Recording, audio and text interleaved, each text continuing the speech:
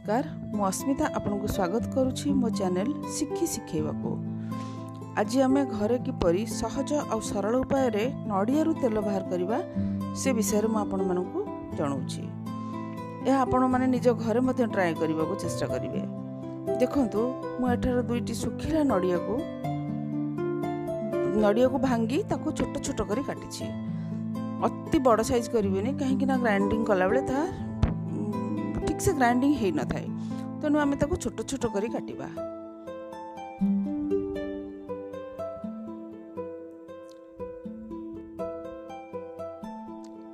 तापर ताको आमे देखंतु एठी मु ताको ग्राइंडर रे रखी ग्राइंडिंग कली।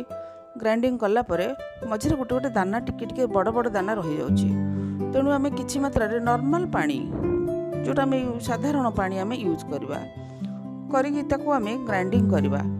ग्राइंडिंग आउ थरे ताको ग्राइंडिंग करबा, तळ ऊपर करबा, चामच रे ताको आमे तळ ऊपर करबा कला परे ताको आउ थरे आमे ग्राइंडिंग करबा। ग्राइंडिंग कला परे देखंतु एई टाइप रो आसीबो। अधिक पानी देई नथिबे, अधिक किंबा सुखिला हे नथिबो, मझी मझी साइज रो रहउतबो। आपण सेतळे जानिबे जे हम नडी बाहर रो पानी और नडिया रो जूस मिसिक ग्राइंडिंग हला बेले तार रहउतबो, तार मिक्सटा मिश्रणटा ठीक से बाहरी आसीबो। तापर आमे आपण से जो मिक्स जोटा नडियाटा को आपण बाहर करिवे, आपण बाहर करके गोटे जगह रे रखिबे। रखिके सेठी किछि मात्रा उषुम पानी ऐड करिवे। ऐड कला बेले ताको आपण स्पून रे किबा हाथ रे ताको टिके टिके चकटी देला भलिया चकटी देबे, काहेकि ना नडिया रो जूसटा उषुम पानीटा नडिया रो रस को बाहर करिवारे सहायता करथाय। सेते बेले आपण नडिया को गोटे छणा किबा कपड़ा रे ताको आपण छानी परिबे। एमिति चापी चापी की आपण तार जूसटा को बाहर करिवे। कपड़ा हेले आउरी भलो हबो, काहेकि ना आपण किछि अधिक मात्रा रे ताको जूसटा बाहर करि परिबे। अधिक मिक्सटा को देकी आपण बेसी जोरे चापी परिबे। किंतु एटा छणा द्वारा आपण एमिति टिके टाइम लागिवो, किंतु ठीक से बाहर भी परिबो। देखो तो एठी केमति धीरे धीरे चापुची। एठी हमर जूसटा बाहरी गला, पूरा भलो जूसटा बाहरी गला। याको आपण जदि आपण तरकारी रे यूज करि परिबे, किंबा पोटल कर्मा, पणस तरकारी, मिक्स वेज एमिति करि परिबे। आपण ग्लोइंग स्किन पय मध्ये आपण स्किन रे यूज करि परिबे। तापर देखंतु एठी मु गैस रे बसेली। गैस रे बसेली आपण फ्राइंग पैन हो किंबा कढ़ई हो किंबा टिके गहरिया जगह देखि कि आपण बस फुटई पारे, कहीं ना अधिक एटा फुलिबो उतुरला माने गैस बाहरी जीवार। गैस माने आपण जो पॉट रे यूज करथबे ता बाहर ऊपर को बाहर जीवो, उतुर की बाहर जीवो। तेनु करी आपण मझरे मझरे घांटुथिबे।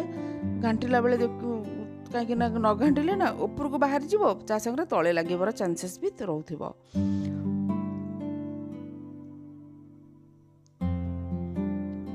देखंतु एमती मझरे मझरे घांटुथिबे से मिश्रणटी को। एई मिश्रण एई नडिया तेल घरे तैयारी नडिया तेल बहुत देह पय उपकार आसी थाए।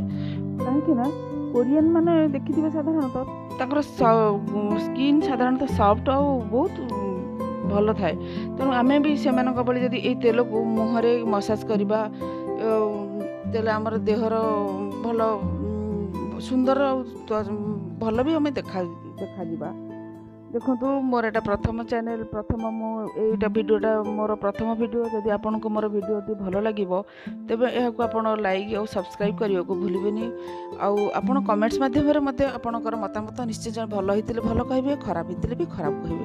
काहेकि ना मु मोर चैनल टी केमिति हला मु तार रेक्टिफाई करि परिबी। देखंतु एटी हमर नडिया तेल बाहर स्टार्ट आरंभ स्टार्ट हैला। देखंतु आमे बाहरिला बेले आमे ताको कंटिन्यू टिके खड़िका द्वारा तळ ऊपर करबा। आ ए जो धळा अंशटा एटा को आमे साधारणतः घरोई हिसाब रे आमे साधारणतः कोरुओ बोली कहि थाउ। तेल बाहरिबार बळका अंशटा को आमे कोरुओ बोली कहि थाउ। या आपण देखिथिबे घटगां तारिणी मांक पाखरे ता कोरुओ को बिक्री करा जाय। ताको आमे आमे एमती साधारणतः पाटे खाली पेटे खाईपर नचे आप कौन पूर करके ये कर लडू करके खाईपर जमती हिसाब से आप यूज करेंगे आ बहुत टेस्टी होता है माने शुद्ध कोरुआ पाइपर ता सहित आप शुद्ध तेल भी पाइपर। देखु पूरा कोरुअटी ये अलग हो तेल भी बाहरी जाइए। दुईटी नड़िया मु साधारणतः 100 ग्राम तेल पाई जाइए।